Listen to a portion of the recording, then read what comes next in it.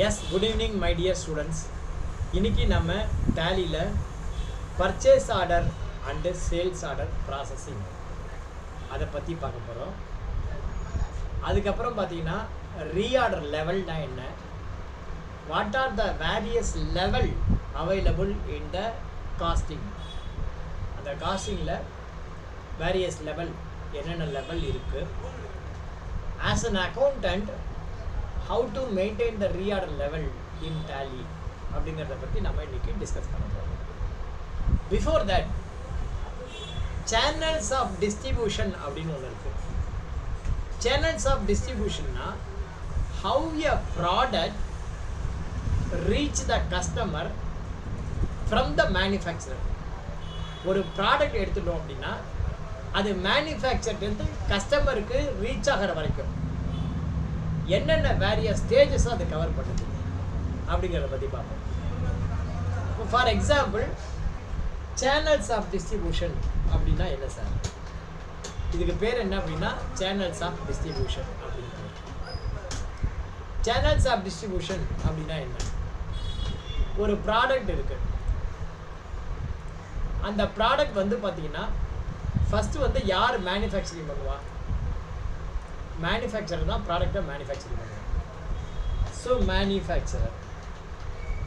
மேனுஃபேக்சர்லேருந்து யார்கிட்ட வரும் அப்படின்னா ரெண்டாவது டீலர்கிட்ட வரும், மூணாவது வந்து பார்த்தீங்கன்னா ரீட்டைலர்கிட்ட வரும், நாலாவது பார்த்தீங்கன்னா கஸ்டமர்கிட்ட வரும். ஸோ இப்படி தான் வந்து ஒரு ப்ராடக்ட்டு நம்மள்கிட்ட மேனுஃபேக்சர்லேருந்து கஸ்டமருக்கு ரீச் ஆகும். ரைட்டா? ஒரு ப்ராடக்ட் வந்து பார்த்தீங்கன்னா ஃபஸ்ட்டு மேனுஃபேக்சரர், அப்புறம் டீலர், அப்புறம் ரீட்டைலர், அப்புறம் கஸ்டமர். இந்த இடத்துல purchase order and sales order அப்படிங்கிறது இம்ப்ளிமெண்ட் ஆகுது. இந்த பர்ச்சேஸ் ஆர்டர்னா என்ன, சேல்ஸ் ஆர்டர்னா என்ன, எதுக்காக இந்த பர்ச்சேஸ் ஆர்டர் அண்ட் சேல்ஸ் ஆர்டர்லாம் இருக்கு, யார் இந்த பர்ச்சேஸ் ஆர்டர் அண்ட் சேல்ஸ் ஆர்டர்லாம் யூஸ் பண்ணுறாங்க, இது வந்து மேண்டட்ரியா, சட்டப்படி இந்த purchase order and sales order use பண்ணணுமா, அல்லது இது வந்து ஆப்ஷனல் தானா? இந்த மாதிரி purchase order and sales order use பண்ணுறதுனால நமக்கு என்ன பெனிஃபிட் அப்படிங்கிறத பற்றியெல்லாம் இந்த இதில் பார்க்க போகிறோம்.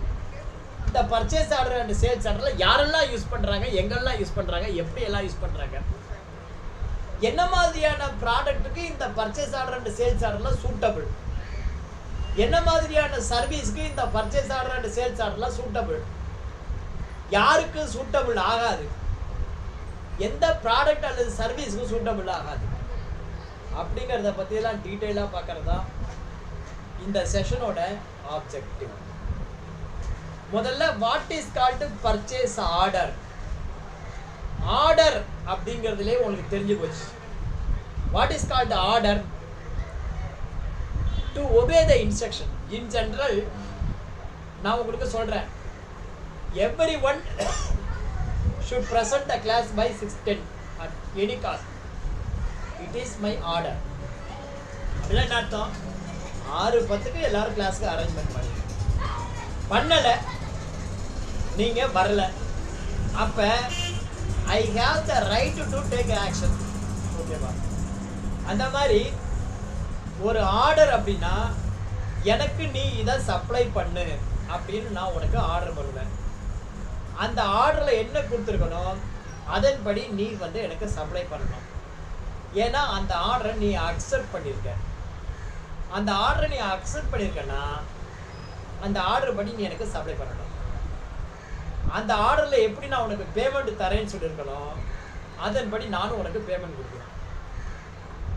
இதெல்லாம் வந்து எதில் இருக்கும் அப்படின்னா அந்த ஆர்டரில் இருக்கும். ஸோ ஆர்டர் அப்படின்னா என்ன? It is an agreement. First order அப்படின்னா என்னன்னா it is an agreement between the buyer and seller. Purchase ஆர்டர்னா ஒரு ப்ராடக்டை பர்ச்சேஸ் பண்ணுறதுக்கு போட்டிருக்கிற அக்ரிமெண்ட். சேல்ஸ் ஆர்டர் அப்படின்னா ஒரு ப்ராடக்டை சேல்ஸ் பண்ணுறதுக்காக போட்டிருக்கிற ஒரு அக்ரிமெண்ட். ஒரு பர்ச்சேஸ் ஆர்டர் நீ இஷ்யூ பண்ணுற அப்படின்னா அந்த ஆர்டருக்கு எகென்ஸ்டி உன்னால் ஆக்ட் பண்ண முடியாது. ஒன்னாலையும் முடியாது, அவனாலையும் முடியாது. ஃபார் எக்ஸாம்பிள் ஹேமலதா வந்து ஒரு லேப்டாப் டிஸ்ட்ரிபியூட்டர்னு வச்சுக்கோங்க. ஹேமலதாக்கு நான் ஒரு PO இஷ்யூ பண்ணியிருக்கேன், பர்ச்சேஸ் ஆர்டர். ஹேமலதா எனக்கு ஹெச்பி லேப்டாப்பு இந்த கான்ஃபிகரேஷனில் எனக்கு 30,000க்கு சப்ளை பண்ணு அப்படின்னு சொல்லி 10 லேப்டாப் நான் ஆர்டர் பண்ணியிருக்கேன். அவங்க வந்து சப்ளை பண்ணுறேன்னு ஒத்துக்கிட்டான் 15 நாளில். ஆனால் என்கிட்ட ஆர்டர் ரிசீவ் பண்ணி அவள் அக்செப்ட் பண்ணதுக்கு அடுத்த நாள் என்னாச்சு, 2 சினாரியோ. முதல் சினாரியோ அந்த லேப்டாப்போடைய ப்ரைஸ் 40,000 இன்க்ரீஸ் ஆயிடுச்சு. இன்னொரு சினாரியோ அந்த லேப்டாப்போட ப்ரைஸ் 20,000 டிக்ரீஸ் ஆயிடுச்சு. 30,000 இருந்த ப்ரைஸ் 40,000 ஆணுச்சு அப்படின்னா ஹேமலதாக்கு நஷ்டம். 30,000 ப்ரைஸு 25,000 ஆயிடுச்சு அப்படின்னா எனக்கு நஷ்டம். பட் இப்போ இந்த பர்ச்சேஸ் ஆர்டர் இருக்கு, பர்ச்சேஸ் ஆர்டர் இல்லை, 2 சினாரியோ. பர்ச்சேஸ் ஆர்டர் இல்லைன்னு வச்சுக்கோ, நான் வந்து சப்ளை பண்ணுமான்னு சொல்லிட்டேன், திடீர்னு ரேட் ஏறி போச்சுன்னா சார் ரேட் ஏறி போச்சு முடிஞ்சா வாங்க இல்லைன்னா விடு அப்படின்னு என்கிட்ட சொல்லுவேன். ஆனால் நான் வந்து என்ன பண்ணியிருக்கேன், இந்த டேட்டில் பண்ணுங்கன்னு சொல்லி ரிட்டர்ன் எவிடன்ஸாக நான் வந்து பர்ச்சேஸ் ஆர்டர் இஷ்யூ பண்ணியிருக்கேன். ரேட்டு ஏறி போச்சுங்கிறதுக்காக அவன் எனக்கு மறுக்க முடியாது.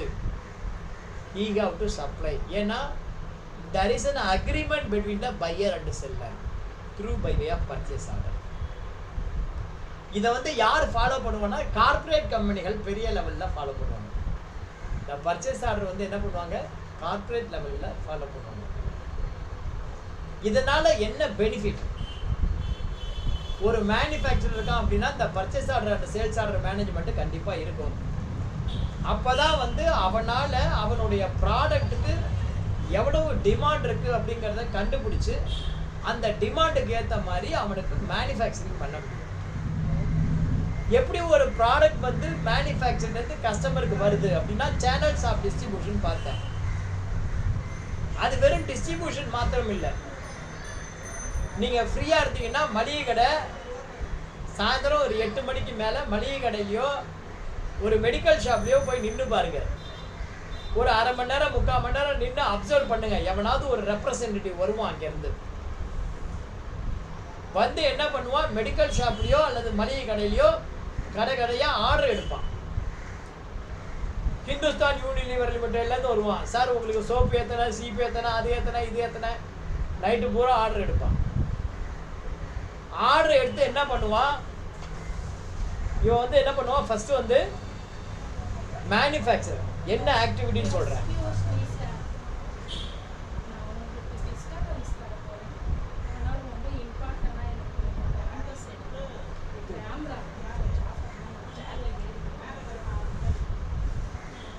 ஃபர்ஸ்ட் வந்து பார்த்தீங்கன்னா மேனுஃபேக்சரர்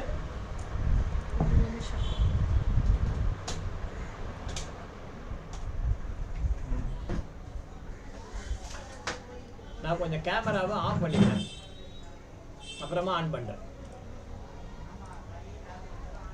ஃபர்ஸ்ட் வந்து பார்த்தீங்கன்னா மேனுஃபேக்சரர் என்ன பண்ணுறான், சேல்ஸ் ரெப்ரசன்டேட்டிவ் அப்பாயின்ட் பண்ணுறான். Manufacturer appoints sales representative.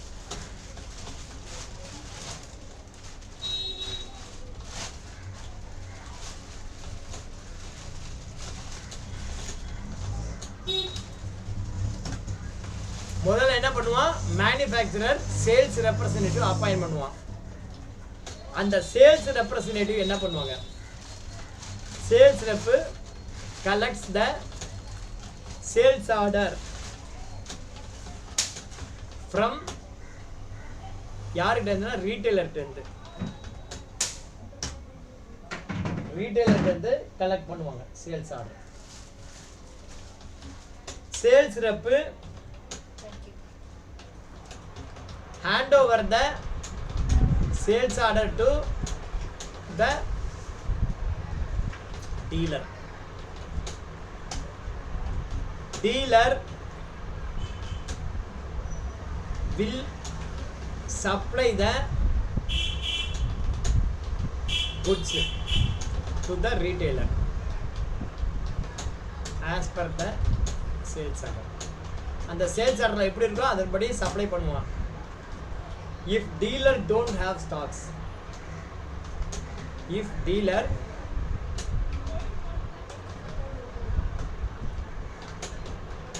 doesn't have enough stocks in hand, then he will issue the purchase order with the manufacturer.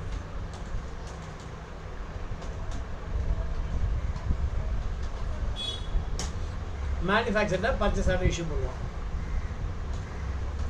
அதுக்கப்புறம் manufacturer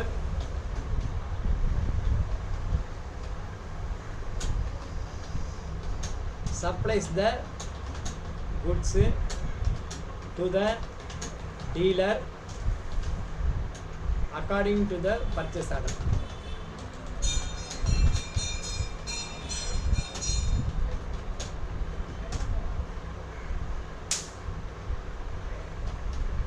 அதுக்கப்புறம் என்ன பண்ணுவான்?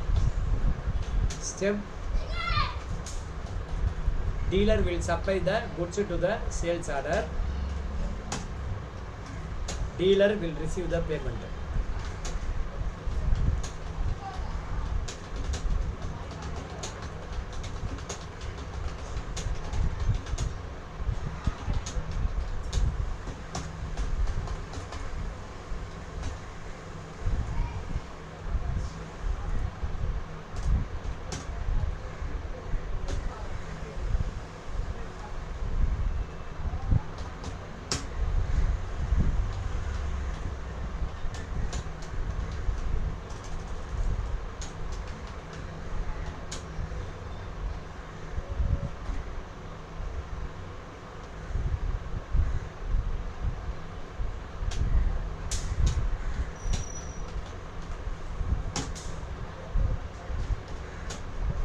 Dealer will make the payment.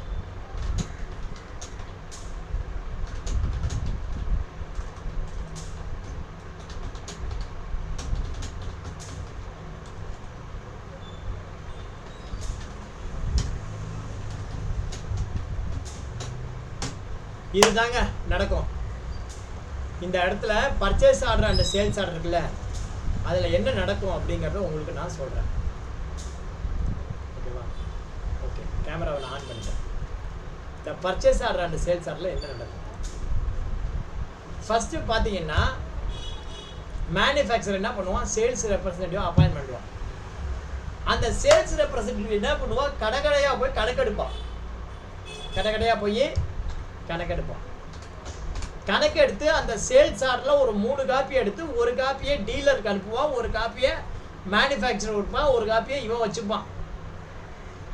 இவன் எதுக்கு வச்சிருக்கான் அப்படின்னா கோஆர்டினேட் பண்ணணும். மேனுஃபேக்சரர், டீலர், ரீட்டைலர் இந்த 3 பேர்கிட்டையும் அவன் என்ன பண்ணிடுவான்? கோஆர்டினேட் பண்ணிக்கணும். அதுக்காக வச்சிருப்பான் ஒரு காப்பி. இந்த சேல்ஸ் ஆர்டர் படி டீலர் சரக்கு அனுப்பிச்சிட்டானான்னு பார்ப்பான். சரக்கு அனுப்பிச்சுட்டா அனுப்பல, அனுப்பிட்டா ஓகே, அனுப்பலைன்னா ஏன்டா அனுப்பலன்னு கேட்பான். என்கிட்ட சரக்கு இல்லை, அப்போ நீ பிஓ இஷ்யூ பண்ணியான்னு பார்ப்பான். ரைட்டா? அதுக்காக இவன் வச்சிருப்பான். இப்போ அந்த சேல்ஸ் ஆர்டர் டீலர் கையில் வந்துருச்சுன்னா டீலர் என்ன பண்ணுவான்? சரக்கு எடுத்து கொண்டு போய் ரீட்டைலருக்கு அனுப்புவான். டியூ டேட் வரும்போது ரீட்டைலர்கிட்ட வந்து காசை கலெக்ட் பண்ணிப்பான். இதோட முடிஞ்சு போச்சு. சப்போஸ் அந்த டீலர்கிட்ட சரக்கு இல்லைன்னு வச்சுக்கோ, ஒரு பர்ச்சேஸ் ஆர்டர் இஷ்யூ பண்ணுவான். யாருக்கு இஷ்யூ பண்ணுவான்? மேனுஃபேக்சருக்கு பர்ச்சேஸ் ஆர்டர் இஷ்யூ பண்ணுவான். If dealer doesn't have enough stock in hand, he will issue the purchase order to the manufacturer. அப்புறம் என்ன பண்ணுவான்? மேனுஃபேக்சரர் அந்த பிஓல சொன்ன மாதிரி சரக்கை டீலருக்கு அனுப்புவான்.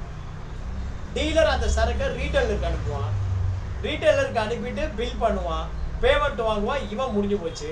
வாங்கின பேமெண்ட்டில் மேனுஃபேக்சருக்கு சப்ளை பண்ணதுக்கு சரக்கு காசு கொடுக்கணும் இல்லையா? அதுக்கு இவன் டீலர் பேமெண்ட் பண்ணுவான். அதோட டிரான்சாக்ஷன் ஓவர். இதுக்கு பேர் தான் purchase order and sales order processing. இதை டேலியில் எப்படி இம்ப்ளிமெண்ட் பண்ணுறது, அதை பற்றி தான் நம்ம டிஸ்கஸ் பண்ணுறோம். கிளியரா? இப்போ சம்முக்குள்ளே வருவோம். இதான் வந்து ப்ராசஸ். இப்போ நம்ம சம்முக்குள்ளே வருவோம்.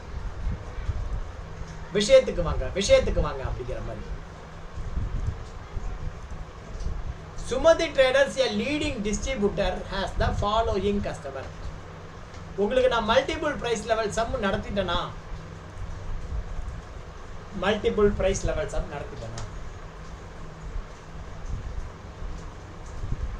Multiple price level, dealer price, retail price, அந்த சம் நடத்திட்டேனா? ஹர்ஷா நடத்திட்டேனாமா? மல்டிபிள் பிரைஸ் லெவல் நடத்திட்டானான்னு கேட்டேன். வைத்தியநாதன் டெய்லி வரீங்களா? உங்களுக்கு இதுல ரெண்டு விஷயம் நான் ஒன்று சொல்லித்தரேன். ஒன்று மல்டிபிள் பிரைஸ் லெவல் மெயின்டைனிங் இன் டேலி, அது இன்னைக்கு. அதையே பர்ச்சேஸ் ஆர்டர் வச்சு நாளைக்கு. இந்த ஹமாம் சோப்பு சமம் இன்னும் நடத்தல உங்களுக்குண்ணா. ஹமாம் சோப்பு, லக்ஸ் சோப்பு இன்னும் நடத்தல. ஸோ மல்டிபிள் பிரைஸ் லெவல் சமம் இன்னைக்கு முதல்ல நடத்துவோம். நாளைக்கு ஹமாம் சோப்பு சமம் நடத்துவோம். ஓகேவா? இப்போ பாருங்க, சம்ம ஒரு வாட்டி நான் உங்களுக்கு படிச்சு காட்டுறேன். Sumathi traders, a leading distributor, has the following customer.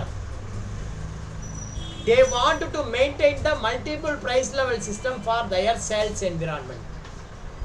ஆக்சுவலாக வந்து பார்த்தீங்கன்னா சுமதி டிஸ்ட்ரிபியூட்டர் அப்படின்னு சொல்லி ஒரு கம்பெனி இருக்கு.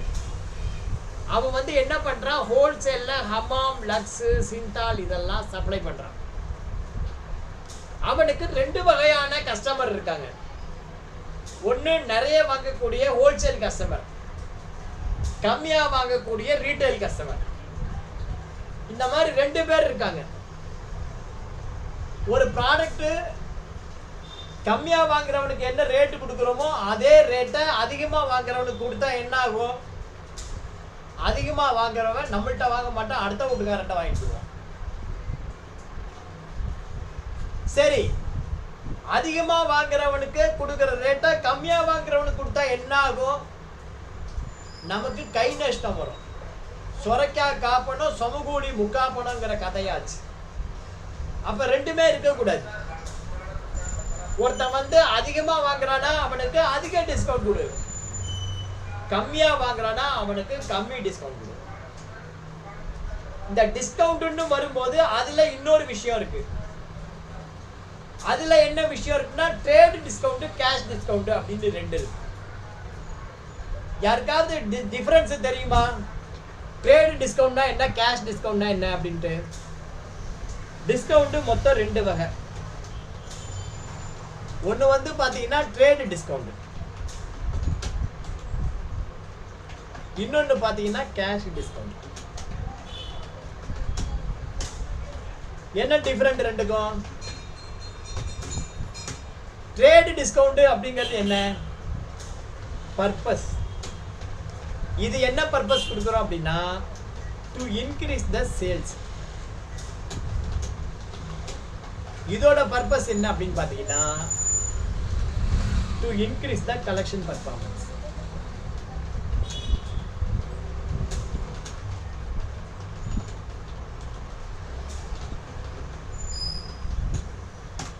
ட்ரேட் டிஸ்கவுண்ட் எது கொடுக்குறோம்? Increase the sales. சேல்ஸை இன்க்ரீஸ் பண்ணுறது தான் கொடுக்குறோம். கேஷ் டிஸ்கவுண்ட் எது கொடுக்குறோம்? கலெக்ஷன் பர்ஃபார்மன்ஸை இன்க்ரீஸ் பண்ணுறது தான் கொடுக்குறோம். ரைட்டா? இது வந்து அக்கௌண்டபிலிட்டி. ரெண்டாவது accountability. No need to account. Trade discount வந்து பார்த்தீங்கன்னா நோ நீட் டு அக்கௌண்ட். இங்க வந்து டு பி அக்கௌண்ட். அக்கௌண்ட் வந்து மேண்டேட்டரி. ட்ரேட் டிஸ்கவுண்ட்டுக்கு கேஷ் டிஸ்கவுண்ட்டுக்கு என்ன டிஃபரெண்ட்? ட்ரேட் டிஸ்கவுண்ட்டுக்கு கேஷ் டிஸ்கவுண்ட்டுக்கு என்ன டிஃபரெண்ட்? இப்போ பாருங்க, லலிதா ஜுவல்லரி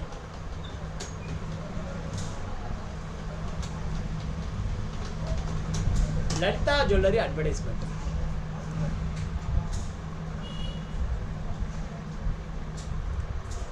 இவர் பார்த்தீங்கன்னா இவர் தான் லலிதா ஜுவல்லரியோட ஓனர். நிறைய ஆஃபர் கொடுத்துருக்காரு, என்கிட்ட வந்து பொருளை வாங்க அப்படின்னு சொல்லிட்டு. ஓகேவா? To increase the sales. Sales பர்ஃபார்மன்ஸை இன்க்ரீஸ் பண்ணணும். அதுக்காக லலிதா ஜுவல்லரி அட்வர்டைஸ்மெண்ட் கொடுக்குறான். அடுத்தது பாருங்க, மணப்புரம் ஃபைனான்ஸ்.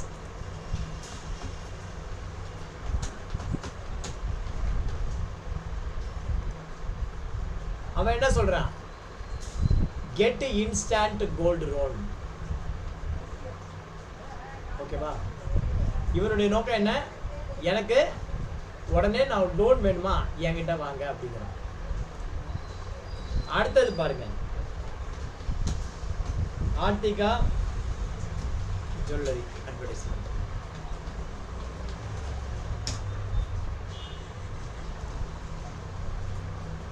ஆர்டிகா jewellery advertisement. இவன் எதுக்காக? என்கிட்ட வந்து நகையை வித்துட்டு போடா அப்படின்பா. ஒருத்தனை கெடுக்கணும்னு வச்சுக்கோ. ஒருத்தனை கெடுக்கணும்னா என்ன பண்ணணும் அப்படின்னா, முதல்ல அவனை ஆசைகளை தூண்டணும். அதுதான் ஒருத்தன் ஃபார்முலா. ஒருத்தனை கெடுத்து குட்டிச்சோர் ஆகணும்னா முதல்ல என்ன பண்ணணும்? அவனுடைய ஆசைகளை தூண்டணும். நாகேஷ் ஒரு படத்துல சொல்லுவான், வயிற்றுல அடிச்சாதான் முன்னுக்கு வர முடியும் அப்படிமா. எப்படிடா சொல்ற? ஓங்கி ஒரு குத்து குத்துவான் ஒருத்தன் வயிற்றுல. ஓங்கி இப்படி குத்துட்ட உடனே அப்படி முன்னுக்கு வருவான். பத்தியா, உன் வயிற்றுல அடிச்சேன் முன்னுக்கு வரேன்னா, நான் உன் வயிற்றுல அடிச்சேன் நான் முன்னுக்கு வரேன் பத்தியா அப்படின்பா. அந்த மாதிரி ஒருத்தனை கெடுக்கணும்னா என்ன பண்ணணும்? ஆசைகளை தூண்டணும். அப்பதான் கெடுக்க முடியும். ட்ரேட் டிஸ்கவுண்ட் புரியுற மாதிரி சொல்றப்ப, லலிதா ஜுவல்லரி என்ன பண்றான்? நகை வாங்க, என்கிட்ட வாங்க, நான் தான் இருக்கிறதுல உங்களுக்கு சீப்பா தரேங்கிறான். உடனே நான் என்ன பண்றேன்? என் ஒய்ஃப் அடிச்சுட்டு நகையை வாங்கிட்டு வரேன். நகையை வாங்கிட்டு வீட்டில் வைக்கிறேன். என் ஒய்ஃப் ஜுவல் போட மாட்டான், சும்மா வீட்டில் வச்சிருக்கேன். அடுத்த நாள் பேப்பரை பெறட்டுற மணப்புரம் ஃபைனான்ஸ் விளம்பரம். நகையை வாங்கி எங்க வீட்டில் சும்மா வச்சிருக்கீங்க, ஒன்று போடுங்க, இல்லை என்கிட்ட கொடுத்து அடகு வைங்க அப்படி. அந்த நேரம் பார்த்து எனக்கு ஏதாவது ஒரு செலவு வேற விட்டுன்னு வரும். நான் சும்மா இருந்தாலும் அது சும்மா இருக்காது, அது சும்மா இருந்தாலும் நான் சும்மா இருக்க மாட்டேன். எதையாவது ஒன்று நான் செலவு வச்சுட்டே இருப்பேன். காசா பார்த்தாது right. Laptop repair, computer repair, வண்டி ரிப்பேரு, எதையாவது ஒன்று நான் ரிப்பேர் ஆக்கிட்டே இருப்பேன். செலவு வச்சுட்டே இருப்பேன் வீட்டில், சும்மா இருக்க மாட்டேன்.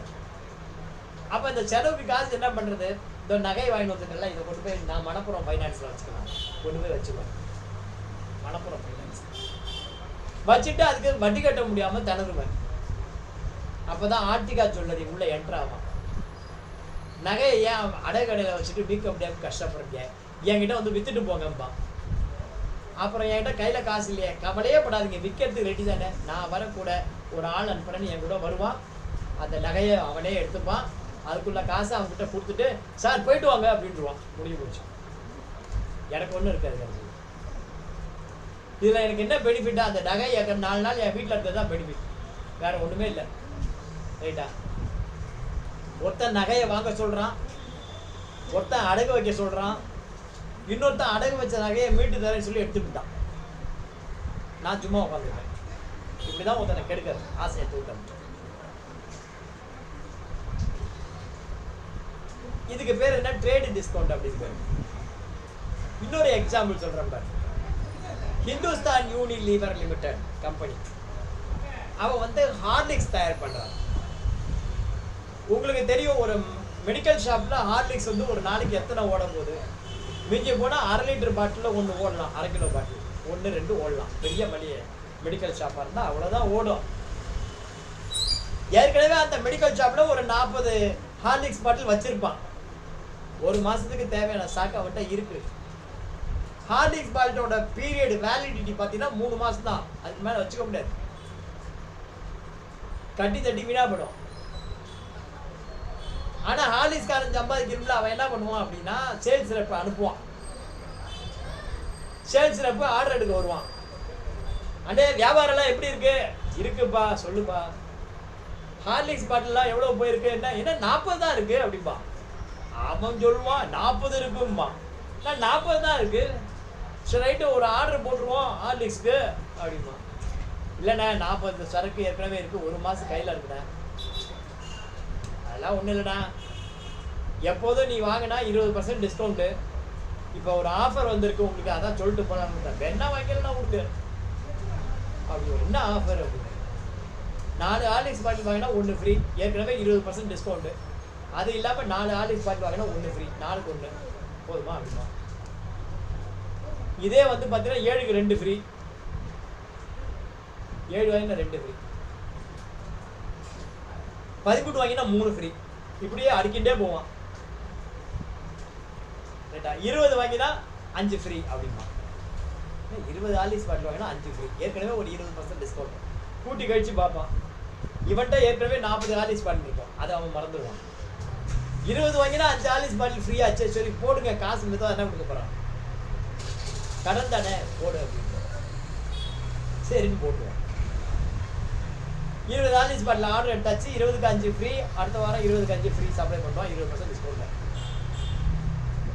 ஒரு 2 நாள் கழிச்சு அந்த டீலர் என்ன பண்ணுவான், பேமெண்ட்டுக்கு ரசீது எடுத்துட்டு வருவான்.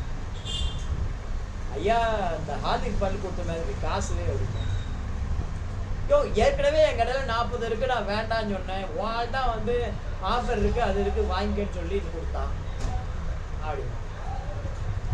இல்லை நான் ஒரு விஷயம் சொல்லட்டுமா, சொல்லுங்கள். இந்த பேமெண்ட்டை வந்து நீங்கள் உடனே கொடுத்துட்டீங்கன்னா கேஷ் டிஸ்கவுண்ட் 5% அப்படின்னா. கேஷ் டிஸ்கவுண்ட் நாம் நாளைக்கு கொடுத்தா அதிகமாக கொடுக்கணும், இன்னைக்கு கொடுத்தா 5% கம்மியாக இருக்குது, சரி கொடுத்துருவோமே, நீ என்ன பண்ணுவான், காசை தூக்கி கொடுத்துருவான், 5% டிஸ்கவுண்ட் வாங்கி. 40, 20, 60, 65 ஹார்லிக்ஸ் பாட்டில் இந்த வைக்க அவனுக்கு 4 மாதம் ஆகும். அதுக்குள்ளே ஒரு 10 ஹார்லிக்ஸ் பாட்டில் எக்ஸ்பைரி ஆகிடும், அடுத்த ரவுண்டு இன்னொரு ஆர்டர் கொடுத்துருப்பான்.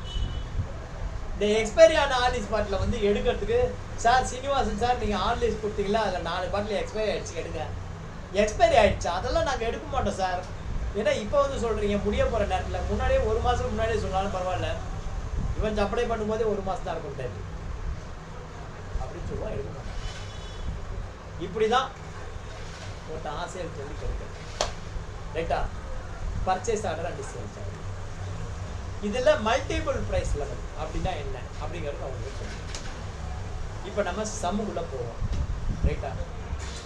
So purchase order and sales ஆர்டர்னா என்ன, எதுக்காக இந்த purchase order and sales order அப்படிங்கிறத பற்றி டீட்டெயிலாக சொல்லிட்டேன்.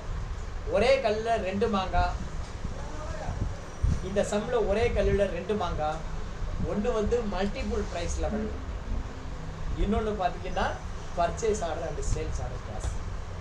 இன்றைக்கி நம்ம மல்டிபிள் ப்ரைஸ் லெவல் பார்ப்போம், நாளைக்கு நாம் purchase order and sales order பார்ப்போம். இதே சமம் அப்படின்னு சொல்லிட்டு 2வது பாட்டுக்குள்ள நுழைவோம். நன்றி, வணக்கம்.